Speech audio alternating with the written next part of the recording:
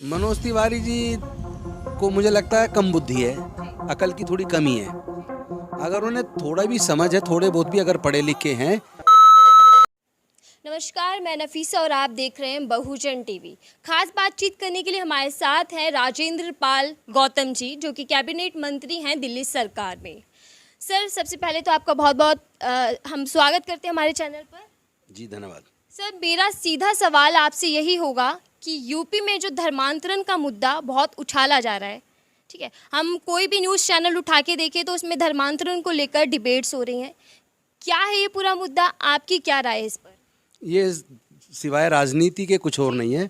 Bharatiya Janata party ने कोई भी ऐसा काम नहीं किया, ना तो केंद्र में ना ही उत्तर प्रदेश में, जिससे कि वो लोग वोट मांग सकें। और जनता आज भारतीय जनता पार्टी को कोस रही है, नरेंद्र मोदी जी को भी कोस रही है और योगी जी को भी कोस रही है। चूँकि उनके पास चुनाव के लिए कोई मुद्दा नहीं है और वो हमेशा से इतिहास गवाह है। भारतीय जनता पार्टी के पास हिंदू मुस्लिम धर्म इससे अलग कोई मुद्दा है नहीं। तो ये जो धर्मांधता का जो मुद्दा या धर्म परिवर्तन का मुद्दा लेके टीवी पे डिबेट चलवाना, ये टीवी चैनल नहीं है, ये भारतीय जनता पार्टी के प्रवक्ता हैं और उनको एक टारगेट दिया जाता है कि आज इस सब्जेक्ट पे बहस करनी है, आज इस पे करनी है, ताकि लोगों के दिमाग पर असर डाला जा सके। जो लोग आज महंगाई से परेशान हैं, जो लोग कोरोना से परेशान हैं, रोज़गार के जाने से परेशान हैं, पेट्रोल के दाम ज़्यादा होने से परेशान हैं, डीजल महंगा हो रहा है, गैस महंगी हो रही है, तो हर तरह की प्रताड़ना लोग झेल रहे हैं। और उसमें जो सबके धंधे बंद हो गए हैं, उसमें लोग कोस रहे हैं कि बीजेपी ने आखिर किया क्या है। तो चूंकि बीजेपी के पास कोई मुद्दा नहीं है, इसलिए वो धर्म का या हिंदू मुस्लिम का मुद्दा चुनाव से पहले अक्सर लेके आते हैं। चूँकि अब 7-8 महीने बचे हैं उत्तर प्रदेश के चुनाव में और वहाँ बीजेपी के पास कुछ भी कहने के लिए नहीं है, इसलिए ये जो धर्म परिवर्तन का मुद्दा लेके आए हैं। धर्म व्यक्ति का पर्सनल मामला है। भारत के संविधान की जो मूल भावना है, उसके तहत कोई भी व्यक्ति किसी भी धर्म के प्रति अपनी आस्था रख सकता है। और अगर कोई धर्म परिवर्तन करके किसी दूसरे धर्म के प्रति समर्पित हो रहा है, उसको पसंद कर रहा है, उसमें भारत का संविधान सबको इजाज़त देता है। हाँ, जबरन धर्म परिवर्तन बिल्कुल अलाउड नहीं है, होना भी नहीं चाहिए। और मुझे लगता है जबरन धर्म परिवर्तन देश में होता भी नहीं है। अपवाद हो सकते हैं, लेकिन आमतौर पे धर्म लोग अपनी मर्जी से स्वीकार करते हैं। तो कहीं ना कहीं अभी यूपी चुनाव होना है, जो ज़मीनी मुद्दे हैं, जो लोगों से जुड़े मुद्दे हैं, जैसे गरीबी हो गई, बेरोज़गारी हो गई, या महंगाई, या मेडिकल व्यवस्था को लेकर, तो उन मुद्दों को कहीं ना कहीं दबा दिया जा रहा है और धर्मांतरण के मुद्दे पर जोर दिया जा रहा है। क्या ये सोची समझे साजिश है या वाकई धर्मांतरण एक मुद्दा है? नहीं, ये जो गंगा के किनारे पे या गंगा के अंदर जो लाशें तैर रही थी, या लाशों को जिस तरह से वहाँ दफनाया गया, और जिस तरह कोरोना में लोग गैस ऑक्सीजन सिलेंडर्स के लिए भागते रहे, हॉस्पिटल्स में बेड के लिए भागते रहे, कई गांव में तो किसी में 50, किसी में 60, किसी में 70, किसी में 100 लोग कोरोना की वजह से मारे गए और लोगों के रोज़गार चले गए, ठीक है, और लोगों के काम धंधे बंद हो गए। तो कोई भी व्यक्ति उस पर बात ना करे। बीजेपी ने उस दौरान क्या किया, सत्ता उनके हाथ में थी, उन्होंने लोगों के लिए कोई काम नहीं किया। इसलिए उनके ध्यान को भटकाने के लिए ये धर्म का मुद्दा, एक ही चीज़ जिनके पास है, बीजेपी के पास बाकी तो कुछ है ही नहीं, उसी को वो फिर उन्होंने शुरू कर दिया चुनाव से पहले।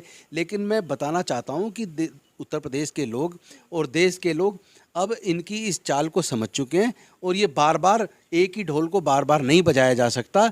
अब तो लोग समझेंगे और आने वाले समय में योगी जी को उत्तर प्रदेश के अंदर लोग निश्चित तौर पर 2022 के चुनाव में जवाब देंगे और सत्ता से खींच के इनको बाहर का रास्ता दिखाएंगे। सर, मौजूदा जो सरकार है वो हमेशा हिंदुत्व की बात करती आई है। हिंदू खतरे में है, हिंदू के लिए हम कार्य करेंगे, इस तरह की बयानबाजी वो अक्सर देते आए। लेकिन मेरा सवाल ये होगा कि हम बाहर के देश से हिंदू लाने की बात करते हैं, जो हिंदू प्रताड़ित लोग हैं, पाकिस्तान हो गए, बांग्लादेश में हो गए, लेकिन अभी जो मौजूदा तस्वीरें हमारे सामने आ रही हैं उसमें तो जो हमारे देश के हिंदू वही सुरक्षित नहीं है, उनके ही हालात ख़राब दिखाई दे रहे हैं। तो ऐसे में जो बाहर के हिंदू आएंगे उनके लिए क्या किया जाएगा?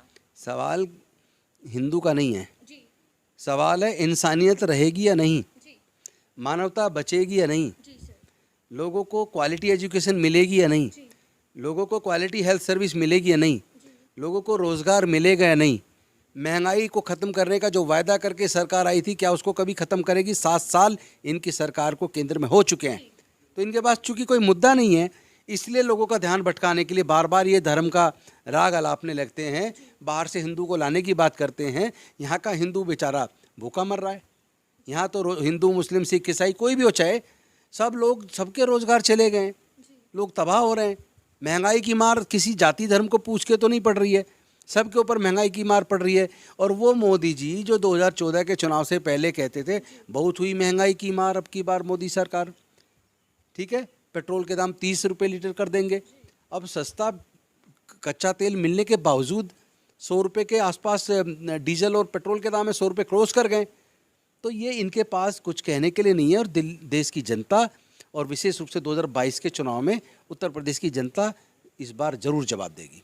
सर, आपने महंगाई की बात की। महंगाई एक बहुत बड़ा मुद्दा है इस वक्त, जो जनता को लेकर अगर हम देखी जाए तो जो बीजेपी के नेता हैं, उनका नाम मनोज तिवारी जी, उनका भी हाल फिलहाल में एक बयान आया कि ये तो जो 200 रुपये दाम है, ये शुक्र करो कि हमारी सरकार में, नहीं तो अगर कोई और सरकार होती तो इससे भी पार हो जाती। इस तरीके के बयानबाजी आना, मनोज तिवारी जी को मुझे लगता है कम बुद्धि है, अकल की थोड़ी कमी है।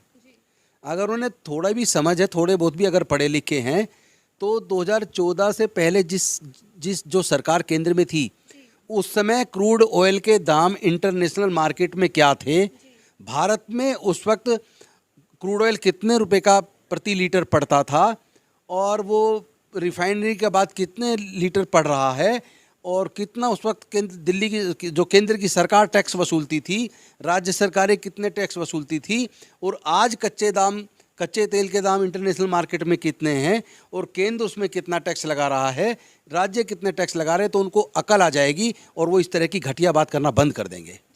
सर, 2024 में आपने लगभग 10 करोड़ लोगों का बौद्ध धर्म में वापसी की बात कही है। आपने कहा कि धर्म परिवर्तन नहीं, घर वापसी होगी। तो क्या लगता है कि लोग इसको लेकर विरोध करेंगे या समर्थन देंगे आपको? देखिए, भारत बौद्ध में था, ये भारत का इतिहास गवाह है।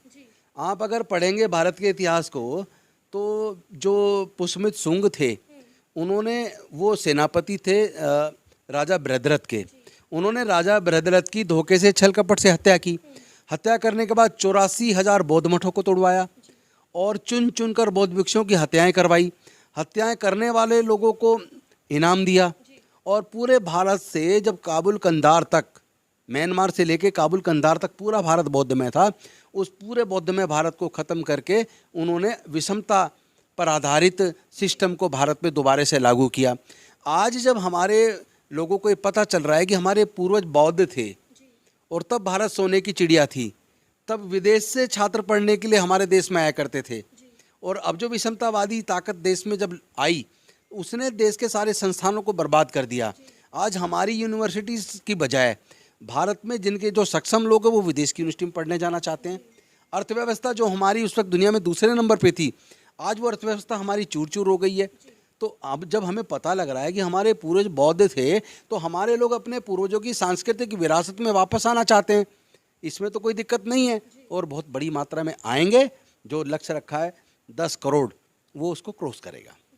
सर, मेरा आपसे आखिरी सवाल होगा, आपने संकल्प, जी सर, उसके लिए रजिस्ट्रेशन शुरू हो चुका है। जो लोग अपने बुजुर्गों की सांस्कृतिक विरासत में वापस आना चाहते हैं, उनके लिए हमने एक मिस कॉल नंबर जारी किया है। वो मिस कॉल नंबर है 8800662528। आप इस नंबर पे जैसे ही मिस कॉल करेंगे, कॉल नहीं जाएगी, लेकिन तुरंत आपके पास एक मैसेज आएगा। उस मैसेज बॉक्स को जैसे ही आप मैसेज को खोलेंगे, उसमें एक लिंक होगा। आप जैसे उस लिंक को टच करेंगे, तुरंत एक फॉर्म खुल जाएगा आपके स्क्रीन पर।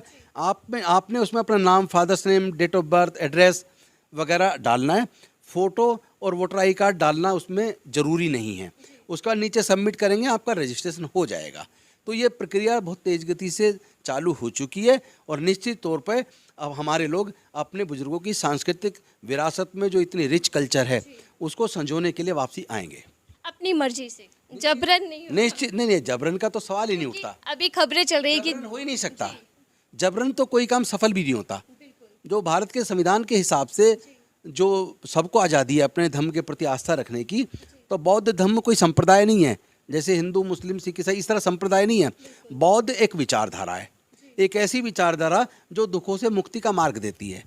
तो जिसको अपने दुखों से छुटकारा चाहिए, जिसको अपने जीवन में शांति चाहिए, जो समता, मैत्री, भाईचारे पर आधारित न्यायपूर्ण व्यवस्था में भरोसा रखते हैं, वो लोग मुझे लगता है निश्चित तौर पे घर वापसी करेंगे। सर, मेरा आपसे आखिरी सवाल यही होगा कि आपने संकल्प लिया था कुछ महीने पहले कि आप जाति तोड़ो समाज जोड़ो मुहिम को लेकर पूरे देश भर में जाएंगे, तो क्या रणनीति होगी आपकी, किस तरीके से कार्य हो, मतलब जो कार्यकाल होगा आपका वो किस तरीके से प्लानिंग की गई है? हम लोग एक रथ बना रहे हैं, पूरे देश में एक रथ यात्रा का प्रोग्राम हम चालू करेंगे, जिसका मुख्य उद्देश्य जाति तोड़ो समाज जोड़ो ही होगा। क्योंकि जातियां कुदरत ने नहीं बनाई, जातियां चालाक इंसानों ने बनाई, और जिन्होंने जातियां बनाई उन्हीं को उसका लाभ हुआ।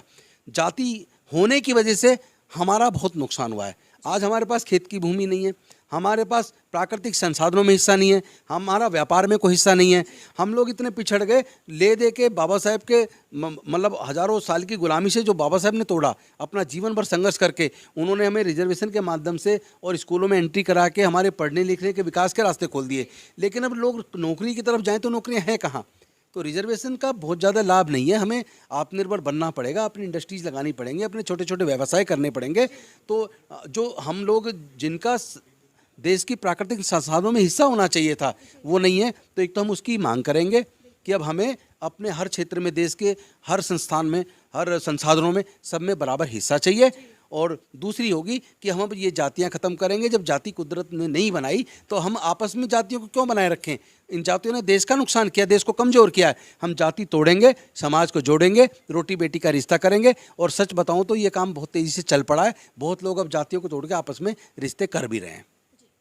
बहुत बहुत शुक्रिया हमसे बात करने के लिए। हमारे साथ थे राजेंद्र पाल गौतम जी।